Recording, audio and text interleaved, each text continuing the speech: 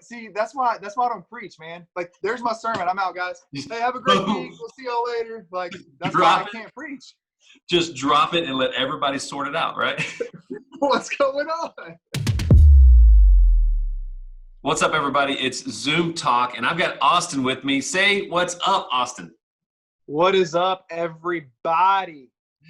So you know how we do this. We come on Zoom Talk, and we talk about this week's message. And this past week, the message that came out on YouTube and Facebook Live was living our best life. Right, Austin? That's right. So I'm living my best life. So I thought I'd nail that. And then in my head, that sounded really cool. And I realized as I'm projecting that, I can't sing. And so, anyway, sorry. Hey, man.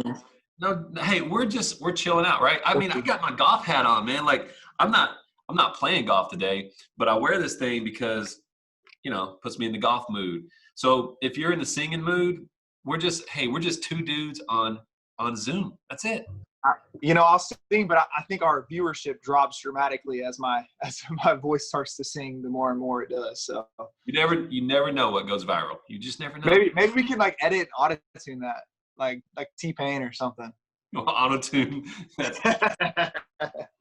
So hey, listen. Let's get back to Zoom Talk. What stood out the most to you in this week's message? Would love to hear from you. I think it's. Ooh, dramatic pause. I think it's knowing God's love. And a lot of people don't understand that, or they don't. Here's what they think. They think their love is an example of God's love. And I don't think that's the case at all. Obviously, we don't understand how much God actually loves us. But to tie that in with a little bit of the message, it talked about the different sacrifices or being obedient and being sacrificed making sacrifices, being obedient, and do this. Dear Lord, I want to mess it. Maybe I should start singing again and doing those different things and facing challenges. And I just think we as a people, we as the church should really hold on to that and understand that just as much as he loves us, we should love him. And that's going to then equip us to handle challenges in life. That's going to help us understand to be obedient whenever things come along and we hear his voice and we take steps. It seems to me I always tie everything I talk about back into God's love and just loving him. And that, I think, because I really do feel like that's it. Like, that's what we're called to do. And I'm sorry, I didn't mean to take this turn with you, but I just feel like it's so important for people to really understand, just love him. And then the obedience factor will follow in that love. The more you love him, the more, guess what? He loves you even more. And so then we can step into the things that we've been called to do, and we'll hear his voice, and we'll know to go in different directions. And yeah, we'll face challenges, and it won't be easy, but we can always, always, always hold on to that love. Dude, man, that's so on point. Listen, let's back this up a little bit, okay? We're gonna let's do a little dissecting of everything you just said. I know. I feel like I just blur. See, that's why I don't preach, man. Like, there's my sermon. I'm out, guys. Hey, have a great week. We'll see y'all later. Like, that's why I can't preach. Just drop it and let everybody sort it out, right? What's going on? Okay, so the verse that we opened with in this week's message is Deuteronomy chapter 6, verse 5. And it says, love the Lord your God with all your heart, with all your soul, and with all your strength. And so when I read that, sometimes it takes me back to that whole Sunday school, 1980s, 1990s Sunday school vibe that I remember. What? A felt board. Yes. The Jonah in the well illustration. It sticks on there. And so I go back into that. Hey, listen, not that any of that's bad. I'm just saying. No. Those are elements of my memory and experience. But what I want to shed some light on here is it takes me back to this Sunday school mindset that, again, Sunday school is amazing, but the Sunday school mindset that I feel like loving God is like this burden upon me that I've got to do this thing. Right. And somehow I've got to always measure up to his love. And it says to love him with all my heart and with all my soul and with all my strength.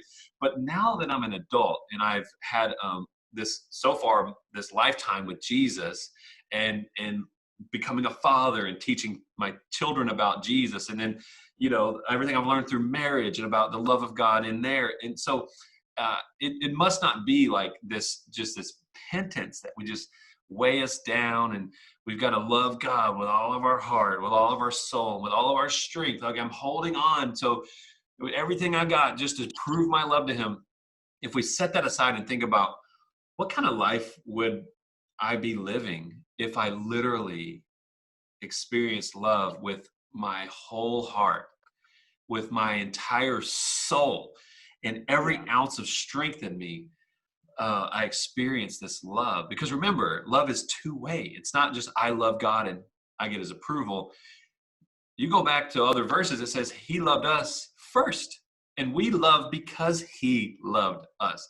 And so if I'm loving him with all of my heart and soul and strength, he must be loving me with all of his heart, soul, and strength. And in fact, based on those other verses I just spit out, I can't love him with all of my heart until he loves me. And so, we do all this talk about our best life, living our best life, right? I mean, you were just saying about it. Yeah. I already sang once. I'm not doing it again. No more? You're not going to do another one?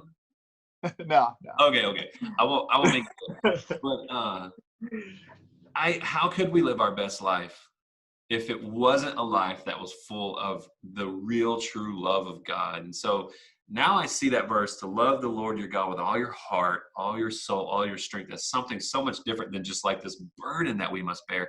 It's actually setting us free, right? We are free to love him. Right. That changes the way I see God's will for my life, right? This mysterious will that we're going to screw up if we do our own thing. But his will for me must be something that is amazing. Now, it may not be that his will may not be that I be a billionaire and drive Bentleys everywhere. Not that that's a bad thing. I'll take one though. If I could share some of my own opinion with the Lord, I would tell him, like, if we could put some of that in the will for me, that would be amazing. But drop a couple Bentleys. I'll be cool with that. Hey, right? Just one Bentley. Like I don't need two, just one, just one. But man. Yeah, no, I think it's cool. I don't mean to cut you off, but I think it's cool to and I went, like I said, I went on a long rant, so now I'm having to come back onto little segments of it. I don't know why I do that. But it's cool to think of when you think about his love like that, and the fact that he loved us first, and then we're supposed to love. It changes the pressure that it puts on you. And then it also should change your understanding of it. So now, like you were saying, we're not going through life like, oh man, today I didn't love him enough. I didn't do this enough. Like I didn't express my love enough in this way. Like no. Just love him with all your heart and all your soul, because he first loved you. Like he loves you more than you love him. And so, like you said, there's no more pressure on us to just like stroll through life like, ooh, like it's not like that. He loves us. Yeah. And we don't have to think about the day to day. Like you don't have to earn it is basically, I think, what I'm trying to get at. We don't have to earn it daily. It's already there.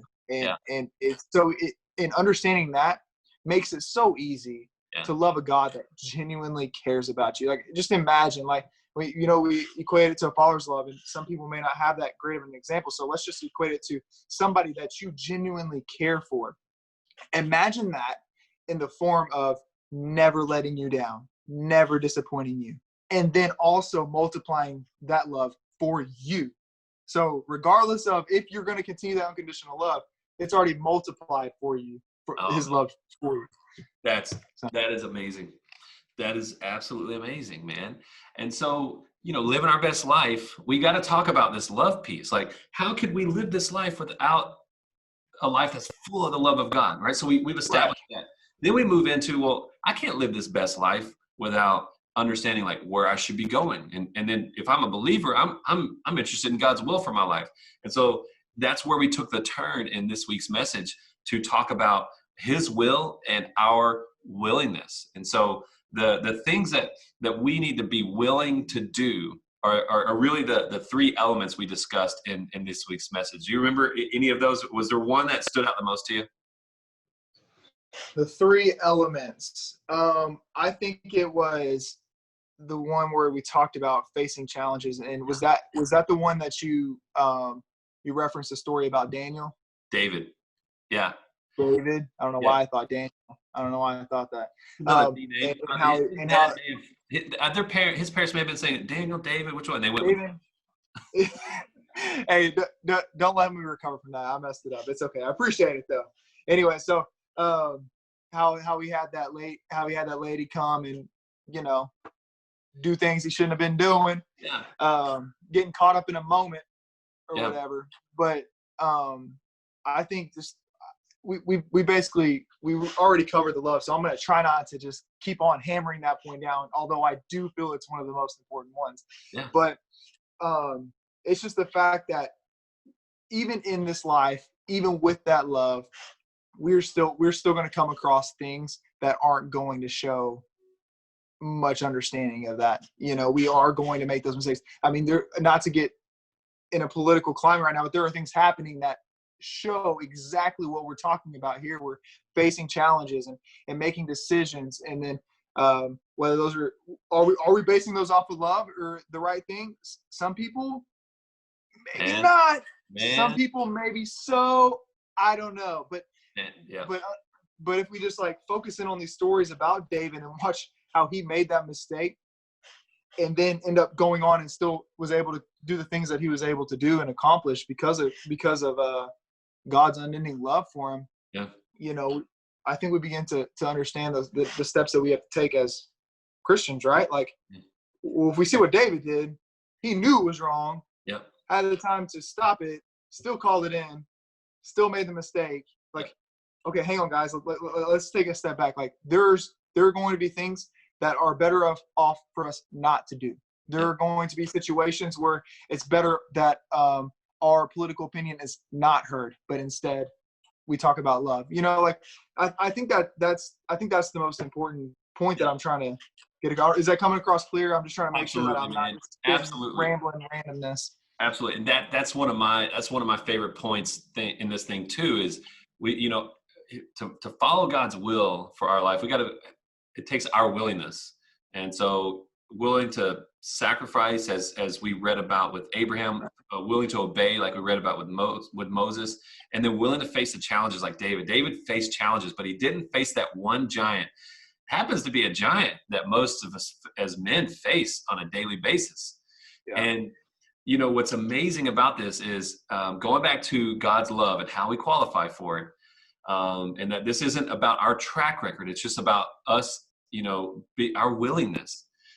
We closed this message with that verse from the Apostle Paul that, when the willingness is there, our gift is judged based on what we have, not on what we don't have. Because some of us, we feel like, well, I'll give God this, but it's not enough, and I don't have enough, and I wish I had as much as that person so I could give God more.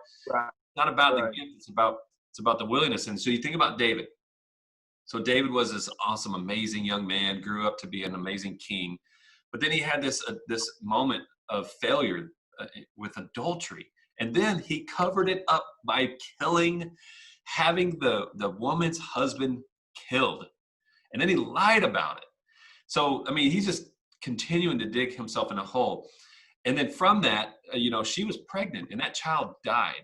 Well, after that happened, David got right with God. He just gave it all back and he just surrendered. And through that, he ended up marrying Bathsheba. They had Solomon, a little baby Solomon that grew up to be the wisest and richest and wealthiest person to ever walk the face of the earth. We get the whole book of Proverbs out of this guy. And we've learned so much wisdom from the child that some would say came from a mother and father that should have never been together. But that's just the way God works. And do you know that Jesus, when Jesus walked the earth, he referred to himself before as the son of David, this murderer, adulterer. It's just, God will always surprise you and how he will take just an ounce of willingness, just like Jesus said, just a mustard seed of faith is all that's required, and you can change the world. Just an ounce of willingness, and how he can take you and I to this amazing places where we're living our best life because we've been our heart's been ripped open Right. to love him fully. That's just amazing. Yeah. No, I love it. I love it. And thinking about, like, I don't know, like, because I mean, because we're all reading the same story in the Yeah. Bible about David, like, as like watching his journey or whatever. And so you see him do all these great things, and then it's so easy to just be like, what do you do? He was with you when you mollywopped that giant with a rock, like, so like that work. So why would you then later on in life make that kind of a mistake? You know better. But it's just the simple fact that he was human, and he was going to make that mistake. But it's just like the same thing with this coronavirus, with the systematic racism, with whatever is next, whatever the challenge may be. God is good. And if we can ever know anything, if we can ever understand anything, it's God is good. And so, you know what happened? David was dumb. He was a human. He made some dumb mistake. He did something terrible, and then he made it even worse. Go figure. I would imagine that we can all relate to that. We made a mistake, and guess what we did? We went off and made it even worse. But God's love is bigger than that. Right. God's love is bigger than that, bigger than the hate in your heart, bigger than the bigger mistakes you ever made. And so you know what he's going to do? He's going to show you that he is good. Right. And what happens? They get married, and Solomon comes along and balls out or whatever. But dude, that's it. And so I love whenever we can take those Bible stories and make it, and then incorporate the relationship factor. And I don't know if that makes sense, but that is so important to me, that we understand the relationship that God has with the people in the Bible. And then guess what? Like, he wants that with you too. Right. And so I just love putting myself there and understanding that just like God was with David and showed him good, God's with Austin, God's with Josh, God's with person watching the video. Like, God's with you in those situations. I don't know. It's really important for us to understand that relationship factor. But that's so good, man. You were on fire today, Austin. Did you know that? Dude, you say that, but sometimes I feel like I'm just spitting random nonsense at people. I'm just like, hey, I just know Jesus, and I'm just going to talk about it. I just want to tell you about Jesus. That's all. I don't know what it's going to sound like, but I'm going to talk about it. Hey, man, listen, you've been on Zoom Talk many times, and I love having you on because we have such a great conversation.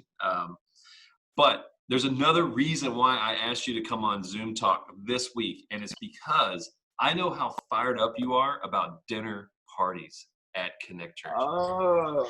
Yes, sir. Okay, I didn't know that was coming. I know, I'm putting you on the spot. We are rolling out dinner parties this month. Like, this week it's happening. Several dinner parties are getting together for a cookout. Man, when's the last time you've been to a cookout, man? Like, this is pre-COVID. This is before Corona. This is BC. Like, I haven't been to a cookout until BC. And so now we're about to have a cookout to kick off this season of dinner parties. It's going to carry us through the summer. And dinner parties are going to be, you mark my words, Austin, they will be the heart and soul of Connect Church. And we've had small groups, we've had Connect groups in the past. This is taking it to the next level. This is so exciting. We were planning on it. Austin, you were a part of us designing and planning this before BC, before COVID came around. But now that, we've been sitting on our butt for 3 months, we've been able to think about this a little more and realize what we really want out of a community of believers. And it's this. And it looks a lot like Acts chapter 2, man. And so I want you just to share a little bit about why you're excited about dinner parties. You're hosting a dinner party yourself. I am. And I want to lead with, first of all, number one, for all you worried viewers, we will be following all CDC guidelines. Yes. So don't worry about that. But no, secondly, I just think that this is what church is about. And by church, I want us to be reminded that it is not the steeple that makes us the church. It's Jesus in our heart that makes us the church. And so this is what it's all about. I'm going to invite people over. They may not all look the same. They may have different jobs, may come from different areas, but I'm going to invite you over. And you know what we're going to do? We're going to do something that I know you have to do, and I know you do every day. And we're going to go ahead and we're going to share a meal together. We're going to go ahead and get around a table, eat, and just hang out and have conversation. And you know what? We're going to build relationships and just do life together. And that's why I love dinner parties, is because it's not going to be a massive gathering where people can come in and come out and get lost in the mix of things. Yep. But it's us hanging out over dinner and just getting to know each other better. Yeah. And how many of these amazing stories where Jesus like drops some real truth on people? How many of those stories happened around a dinner table with Jesus? So many. And so that's what, so if anyone's watching wondering, well, how is a dinner party going to become the heart of the church? Well, you just said it, Austin, we all eat. And if you haven't realized, look around who you eat with. You eat with people you trust, right? Right. And so it's such a great, and so why? Because it's an intimate thing. And what a great way to just share your life with somebody. And, you know, our dinner party host, is it a Bible study? No, it's not. Is it a book club? No, it's not. It's dinner. It's dinner party. But, you know, our hosts are going to provoke some conversations, right? They're going to provoke conversations to dig into people's lives, and in a good way, right? So I don't want people to be like, "Oh, I'm not going to a dinner party." I don't want people to, you know, air out my dirty laundry. No, that's you not. Ain't gonna count on me, bro. That's not what it is. And so, man, I am so freaking excited about dinner parties. Missy and I, we've got already one that we've been working in, and then God's even put on our heart another, maybe 2 more dinner parties. Like I might just have a dinner party every night of the week, right? I mean, if we're gonna eat, let's have some good meals, and let's have some people over, and let's talk about life, and let those conversations lead into love and grace and mercy, and we start to share Jesus with people. And that's another thing is, don't for 1 minute believe that dinner parties are only going to be people from Connect Church. Man, I hope there's more people who don't go to Connect Church showing up at these dinner parties than folks that go to Connect Church. There's nowhere to go for Connect Church right now besides Facebook. So right here, we're doing dinner parties, man. We're doing dinner parties. Yeah, no, it's gonna be so much fun. I can't wait to hang out with people, and like you said, people come around a table and you feel people they trust, and so what better way to bring somebody in to a different understanding? It's been the same understanding of Jesus for the longest time, but a different understanding of what we just talked about, God's love. Like, yes. What? It's gonna change lives, and I can't wait to just be a part of it, and just and then also I can't wait to eat some really good food. Can't wait. Dude, Taco Tuesday already in the mix. Hey, Austin, we've gone on for way too long. This is probably the longest Zoom talk in history, but we covered some really good stuff. So listen, the last thing I'm going to say here, and this is something that we should probably be reminding ourselves a lot of lately, and we just talked about it when we were discussing this week's message, but there's a lot of stuff that's going on social media that, man, we just shouldn't be proud of. And so let's combat that with reminders like this. Everybody out there, man, use your social media network and your social media post to share love. Just love people, man. Man, if you haven't done anything on social media to show love, do it right now. Do love on social media. If we took, just like this, if we took time to just once to 2 times a week, can we get 2 times a week to just spread some love on social media? Facebook makes it easy. All you gotta do is hit the like, go up, and go to the heart. Just love on somebody. Just let them know you care about them. Yeah, how much of an impact would that have on society if we just if every single person in whole just went on and just showed some love on Facebook or Instagram or Twitter or wherever you're at, whatever platform you're on? Hey, let's take a break from defending our politics and our religion and our preferences, and let's just love. That's it, man. It's not gonna hurt nobody. This should have been the Zoom talk, bro. This should have been the only thing we talked about. Man, we might come back on this one, okay? Oh yeah. We might come back and let's do it.